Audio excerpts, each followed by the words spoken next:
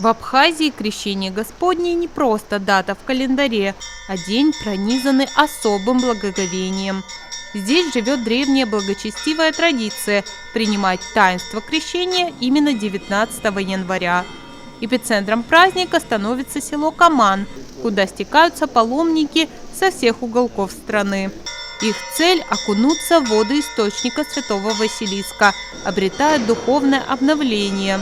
А в преддверии крещения во всех православных храмах звучат молитвы во время торжественного чина великого освящения воды.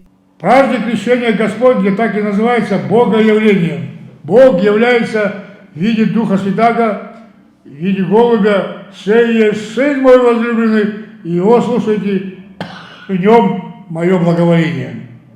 Это для всех народов, живущих и для всего рода человеческого. Надо крещение, покаяние, и грехи уходят иорданской струей в море мертвое.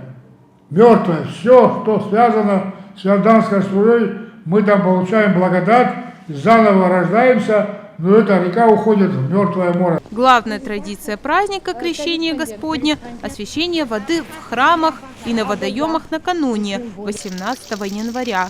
И непосредственно в день Благоявления, 19 января, на божественной литургии. Крещенская вода обладает чудотворной духовной силой. Ее особенно необходимо потреблять в немощах и болезнях для укрепления телесных и духовных сил. Относиться к ней нужно бережно, использовать с благоговением. Освященную воду хранят в течение всего года, принимая понемногу натощак с искренней молитвой. Удивительно, но эта вода не подвержена тлению. Даже одной ее капли, как верят христиане, достаточно, чтобы сообщить благодать обычной воде. Вот схождение в воду Иорданову – это и есть вот то, что нам необходимо всем. Вот это водное естество, но когда добавляется там Дух Святой, это благодать. Любые болезни исчезают, когда вода просто еще и молитва, еще и плюс историческая иордановая сила, она имеет огромную силу. Вода – это сила. Сам человек состоит из воды. Но без молитвы и без соединения с Духом Святым эта вода становится просто водой. Мир вам всем, еще раз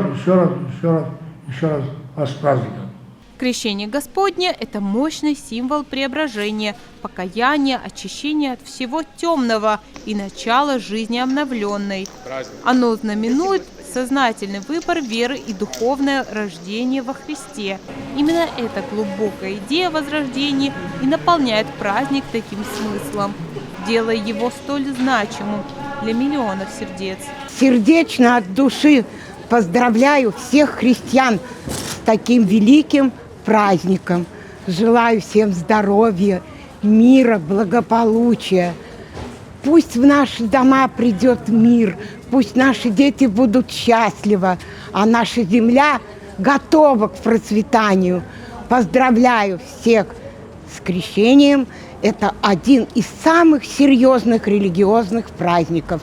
Желаю всем всех благ. Для православных христиан на крещении главное посетить службу в церкви, исповедаться, причаститься и принять крещенскую воду.